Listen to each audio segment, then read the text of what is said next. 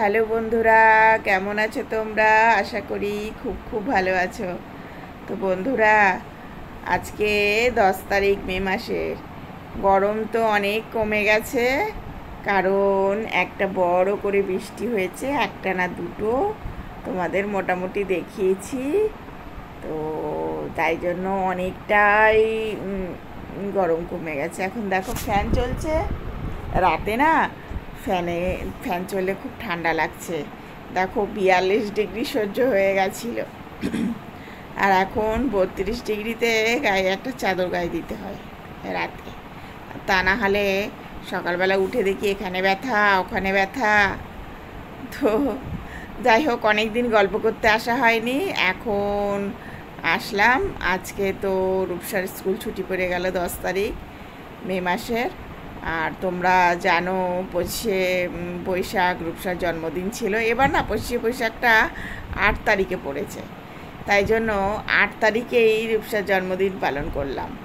আর অন্যবার 9 তারিখে পড়ে। তো যেবার যেরকম পড়ে 25শে বৈশাখ, যেবার 8 তারিখে পড়বে 8 তারিখে করবো, যেবার 9 তারিখে পড়বে 9 তারিখে করবো।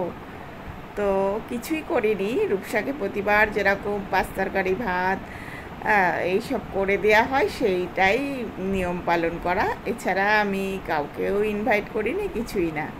তবে হ্যাঁ, এবার রূপসার একটা বন্ধু এসেছিল, ওর বেস্ট ফ্রেন্ড। ও বলেছিল আমি ওকে ডেকে নিয়ে আসবো। আমি বলেছিলাম ঠিক আছে। তা ও এসেছিল সেদিনকে 25শে ডিসেম্বর, 25শে ডিসেম্বর বলছি 25শে বৈশাখ, কবিগুরু রবীন্দ্রনাথের জন্মদিন। তো ওরাও দুজনা দেখলাম রবীন্দ্রসঙ্গীত গাইছিল। আমি কিছু কিছু রেকর্ড করেছি, তোমাদের পাঠিয়েছি, কি জানি দেখতে হবে। তোমাদের যদি না পাঠিয়ে থাকি তোমাদের পাঠিয়ে দেবো, কারণ কখন আমার ফোন থেকে ডিলিট করে ফেলতে হবে। তো ওরা দুই বন্ধু একটু একটু করে গান করছিল কবিগুরুকে, মানে ওই কবি প্রণাম দিতে হয় ঘরের মধ্যে, এসব খেলছিল দেখলাম। তো আমি তখন এই ক্যামেরাটা চালু করে দিয়ে চলে গিয়েছি, ওরা দুজনা যা করেছে করেছে। তো যাই হোক, অনেক গল্প আছে, কতদিন গল্প করতে আসিনি। এখন কত বাজে রাত্রির বলো তো? দাঁড়াও, তোমাদের এইখান থেকে দেখে বলছি। 11টা 11 বাজে বন্ধুরা। টাইমটা খুব সুন্দর, যা উইশ করবে তাই পাবে। তো 11টা 11তে আমি তোমাদের সাথে কথা বলছি। তো যাই হোক, 2 মিনিট আগেই কথা বলছি, তো আমি টাইমটা দেখলাম 11টা 11 বাজে। তো যাই হোক, এ দেখো 8 তারিখে কত কাজ করতে হয়েছে মোটামুটি তোমাদের শেয়ার করেছি। আর আমি তো অনেক দিন গল্প করতে আসতে পারিনি, সেই রকম ভিডিও দিতে পারিনি। কেন বলো তো? শরীরটা সাথ দিচ্ছিল না বন্ধুরা, ভীষণ শ্বাসকষ্ট বেড়ে গেছিলো। আর অতিরিক্ত গরমেও কোনো কাজ করতে পারিনি, আর ভিডিও করতে ইচ্ছা করেনি। আর তার মধ্যে তোমরা জানো আমার আর একটা চ্যানেল আছে, সেখানে ছোট ছোট, সেখানেও ভিডিও দিচ্ছিলাম না। কি দিচ্ছিলাম? শুধু শর্ট ভিডিও। তা ওইখানে ঠিক করে নিয়েছি শর্ট ভিডিওই দেবো, আর এখানে একটা করে লং দেবো, আর ছোট ছোট ভিডিও দেবো, শর্ট ভিডিও। তাতে আমার ফোনটাও সাপোর্ট করবে, আর চ্যানেলগুলোও ঠিক থাকবে। তো যাই হোক, কী গল্প করব, কত রকম টপিক আছে, এখন আর কোনো টপিক মনে পড়ছে না। রাত্রির হয়ে গেছে, শুয়ে পড়বো, আবার ভোরবেলা উঠতে হবে। কালকে থেকে নতুন কাজ। দেখো, ভোরবেলা উঠে রূপসা উঠবে, ওরা উঠবে, তার আগেই আমাকে ব্রেকফাস্ট তৈরি করে নিতে হবে, কারণ রূপসা উঠে আগে রেয়াজে বসবে, রেয়াজ করে টোরে নিয়ে তারপরে পড়াশোনা। তো সকালবেলা রেয়াজটা একটু আলাদা থাকে।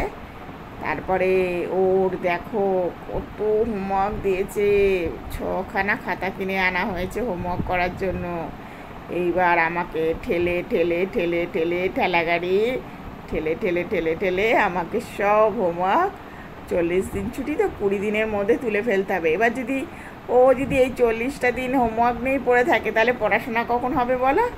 তাই জন্য আমি বলেছি 20 দিনের মধ্যে সমস্ত হোমওয়ার্ক একদম শেষ করে নিয়ে একবার দেখে নিবি কি হয়েছে না হয়েছে, তারপরে আর 20 দিন, বাকি 20 দিন আর হোমওয়ার্কের দিকে তাকালে হবে না, তখন শুধু পড়াশোনা পড়াশোনা। আর ওদের স্কুল না এই মানে সামার ভ্যাকেশানটা একটু বেশি দেয়। এই সময় যদি একটু পড়া এগিয়ে না রাখা হয় না, তো ওদের তো দেখেছো তো 2:10 ছুটি হয়, সকালবেলা চলে যায়, 2:10 আসে। 2:10 মানে স্কুল থেকে ওদের গাড়িতেই উঠতেই 2:15 বেজে, তারপরে 2:15 পরে ওরা গাড়িতে উঠে গোনাগুনি হয়, 2:20 হয়ে যায় গাড়ি ছাড়তে। তারপরে বাড়ি আসে, পৌঁছায়, ওখান থেকে তো তাও 15 মিনিট লাগেই। তা ওই তো 3:40, 2:40, 41, 45-এর মধ্যে আসে, মানে এই টাইমের মধ্যে ও গাড়ি থেকে নামে, তারপর বাড়ি আসে, এসে স্নান খাওয়া দাওয়া করে। দেখো কতটা টাইম নষ্ট, এই করতে করতেই ও 3:30, 4:45 বেজে যায়। শীতকাল হলে তো আরও অবস্থা খারাপ হয়। তারপরে তখন না ওর শরীরটা একটু এলে যায়, আবার বলে কি যে স্যারের বাড়ি পড়া আছে, ওই আধ ঘন্টা স্যারের বাড়ি পড়াটা একটুখানি পড়ে টরে স্যারের বাড়ি চলে যায়। স্যারের বাড়ি থেকে এসেই ও তখন 7টা, 7:30 বেজে যায়। স্যারের বাড়ি থেকে আসে কিংবা স্যার আসে, যাই হোক। এবার তারপরে আর পড়তে বসার কি এনার্জি থাকে, তখন না ও দেখি পড়তে বসে ঘুমিয়ে পড়ে। তাই জন্য আমিও চিন্তায় পড়ে যাই, ও কত কত কাজ থাকে, নতুন নতুন পড়া থাকে। এবার তো একটা সাবজেক্ট অ্যাড হয়েছে, সেটা হচ্ছে সংস্কৃত, ওটা তো আমি পড়াবো বলেছি।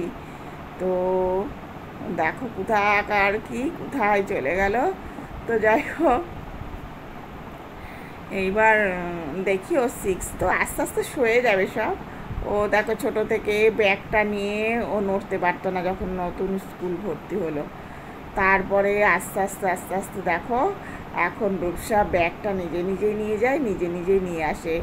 আর ওই বাসে ওঠার আগে 15 মিনিট দাঁড়িয়ে থাকতে হয় ব্যাগটা নিয়ে। ও কিন্তু কোথাও ব্যাগ রাখে না, ওই ব্যাগটা কাঁধে করে নিয়ে দাঁড়িয়ে থাকে। ও জানে মার হাতে ব্যথা করবে, তা মা পিঠেও নিতে পারবে না, আবার হাতেও নিতে পারবে না, তাই জন্য ঠাঁই দাঁড়িয়ে থাকে। ওর পাপা গেলে কিন্তু ওর পাপা পিঠে নিয়ে দাঁড়িয়ে থাকতে পারে, কিন্তু ও যেহেতু বলে মা তুমি যাবা, তাই জন্য শুয়ে গেছে। ও বলছে না না, আমার তো ব্যথা করে না, মা তুমিই চলো।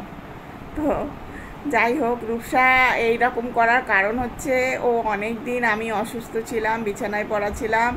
ও তখন ভাবতো মা কবে ভালো হবে, সবসময় পাপা আসে কিংবা অন্য কেউ আসে, তাই জন্য ও আমাকে সুস্থ দেখে আমাকে ইয়ে করার জন্য, মানে ওই যেটুকু যা যায় ওর সাথে, সেই জন্যই কিন্তু ও এরকম ইয়ে করে, মানে বলে কি যে আমার কোনো কষ্ট হচ্ছে না, চলো মা তুমি আমার সাথে চলো।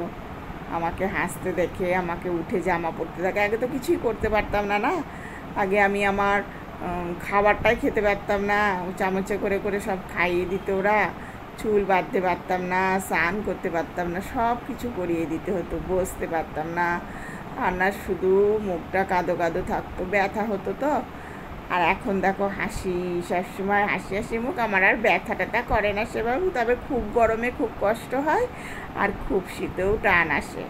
তো যাই হোক, ওইটুকু তো সহ্য করতেই হবে, না বলো বন্ধুরা? যাই হোক বন্ধুরা, আমি আজকে ভিডিওটা খুব বেশি বাড়াবো না, হ্যাঁ, কারণ রাত হয়ে গেছে। কালকে থেকে দেখি চেষ্টা করব তোমাদের কাছে ছোট ছোট ভিডিও নিয়ে আসার জন্য।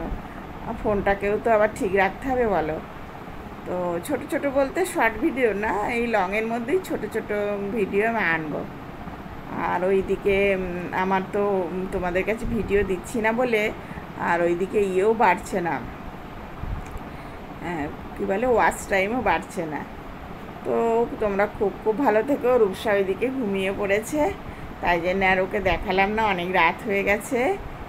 তো কালকে থেকে আবার নতুন করে ভিডিও আনবো, অনেক গল্প আছে তোমাদের সাথে বলবো, শেয়ার করব। ভালো থেকো বন্ধুরা, গুড নাইট।